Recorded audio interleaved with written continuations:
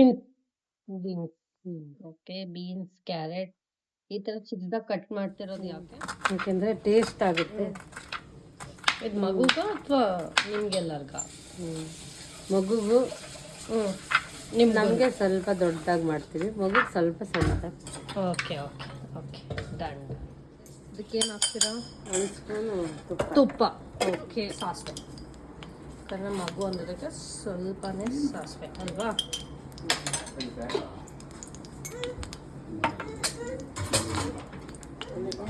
ನೀರು okay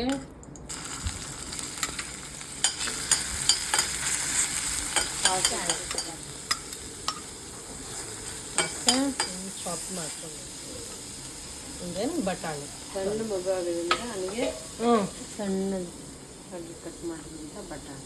okay, ಅದನ್ನ ಸಿಪ್ಪೆ ತೆಗ್ದ್ಬಿಟ್ಟು ಹಾಕ್ತೀರಾ ಯಾಕಂದರೆ ಬಾಯಿಗೆ ಸಿಗಬಾರ್ದು ಅಂತ. ಕಚ ಆಗುತ್ತೆ. ಓಕೆ, ಫ್ರೈ ಆಗಿದೆ ಸ್ವಲ್ಪ. ಸೊ ನೀರಲ್ಲಿ ಹೇಗೂ ಬಾಯ್ಲ್ ಆಗುತ್ತೆ. ಮತ್ತು ಸ್ವಲ್ಪ ಬೀನ್ಸ್ನ ಸಪ್ರೇಟ್ ಮಾಡ್ಕೊಂಬಿಡಿ. ಓಕೆ, ಸ್ವಲ್ಪ ಅಂದಾಜಲ್ಲಿ ನೀರು ಹಾಕ್ಕೊಳ್ಳೋದು. ನಿಮ್ಗೆ ಎಷ್ಟು ನೀರು ಬೇಕು ಅಂದರೆ ಅದ್ರ ಪ್ರಕಾರ. ಸ್ವಲ್ಪ ಸಾಲ್ಟ್ ಸ್ವಲ್ಪ ಕಮ್ಮಿನೇ ಹಾಕ್ತೀವಿ ಯಾಕಂದರೆ ಮಗು ಇರೋದ್ರಿಂದ. ಅರಿಶಿನ ಒಂಚೂರೆ ಸಾಕು. ಜೀರಿಗೆ ಪುಡಿ. ಓಕೆ,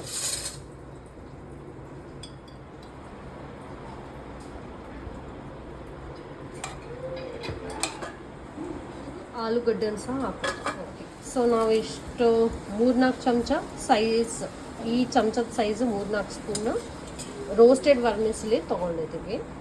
ಸೊ ನೀವು ವರ್ಮಿಸ್ಲಿ ತೊಗೊಂಡು ರೋಸ್ಟ್ ಮಾಡ್ಕೋಬೋದು. ನಾವು ರೆಡಿಮೇಡ್ MTR ಅವ್ರದ್ದು ರೋಸ್ಟೆಡ್ ವರ್ಮಿಸ್ಲಿ ಬರುತ್ತೆ, ಸೊ ಅದನ್ನ ತೊಗೊಂಡು ಈ ಥರ ಕುದಿ ಆಗೋ ಥರ ಆದಾಗ ರೋಸ್ಟೆಡ್ ವರ್ಮಿಸ್ಲಿನ ಹಾಕೋದು.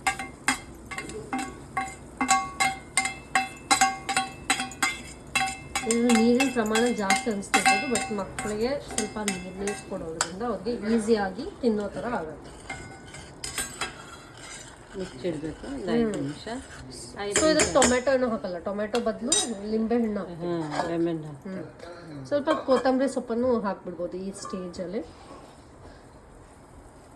ಸ್ವಲ್ಪ ಬೇಯತ್ತೆ, ಬಾಯಿಗೆ ಸಿಗಲ್ಲ.